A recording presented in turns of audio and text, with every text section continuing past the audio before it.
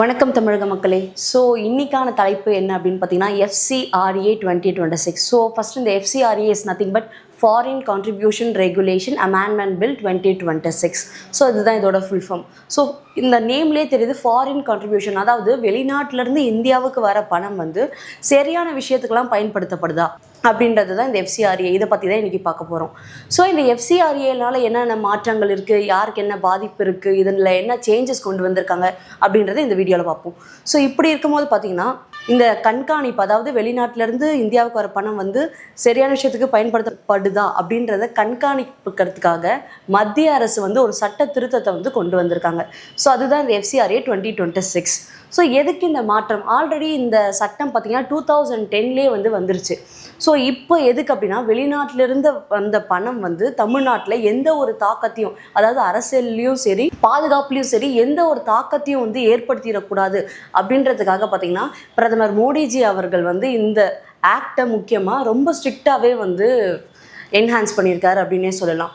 So இது யாருக்கெல்லாம் eligible, யாருக்கு என்ன பாதிப்பு ஏற்படுத்தும்? ஃபஸ்ட்டு NGOக்களுக்கு வந்து ஒரு புதிய ரூல்ஸ் வந்து கொண்டு வந்திருக்காங்க. என்ன அப்படின்னு பார்த்தீங்கன்னா, தன்னார்வ நிறுவனம், அதாவது NGO நான் கவர்மெண்டல் ஆர்கனைசேஷன், இவங்க வந்து ஒரு பிஸ்னஸை ஸ்டார்ட் பண்ணுறாங்கன்னா அதுக்கான லைசன்ஸை சரியான நேரத்தில் வந்து புதுப்பிக்கலை அப்படின்னா அவங்களோட ஆஃபீஸில் இருக்க, அதாவது அந்த சொத்து மதிப்பாகட்டும் அந்த பணமாகட்டும் மத்திய அரசு வந்து ஒரு அதிகாரியை வந்து நியமிப்பாங்க. ஸோ அவங்க என்ன பண்ணுவாங்கன்னா அவங்க அண்டர்டேக் பண்ணுவாங்க அதை அன்டில் எப்போனா அந்த லைசன்ஸ் வந்து அவங்க திருப்பி பெற வரைக்கும் ஒரு டெசிக்னேட்டட் அத்தாரிட்டி அவங்க என்ன பண்ணுவாங்கன்னா அந்த சொத்தையும் சரி அந்த பணத்தையும் சரி இவங்க அண்டர்டேக் பண்ணிப்பாங்க. ஸோ அப்படி இருக்கும்போது இவங்க லைசன்ஸ் எடுத்து முடிச்சதுக்கப்புறம் மறுபடியுமே வந்து அவங்களோட சொத்தையும் சரி அவங்களோட பணத்தையும் சரி வந்து அந்த டெசிக்னேட்டட் அத்தாரிட்டி வந்து அவங்கள்ட்ட ஒப்படைச்சிட்டு போயிடுவாங்க. ஸோ எதுக்காக இப்படி பண்ணுறாங்க? அதுவும் எஸ்பெஷலி NGOஸ்ன்ற பேரில் நிறைய வந்து ஃப்ராடுலண்ட் ஆக்டிவிட்டீஸ்லாம் நடக்குது. ஸோ இது முக்கியமாக எதுக்குன்னா கணக்குகளை வந்து தப்பாக காட்டுறாங்களே, ஸோ அவங்களெல்லாம் வந்து சீக்கிரமாக பிடிக்கிறதுக்காக தான் வந்து இந்த NGOஸ்க்கு இந்த ஆக்ட் வந்து கொண்டு வந்திருக்காங்க ஃபர்ஸ்ட்டு.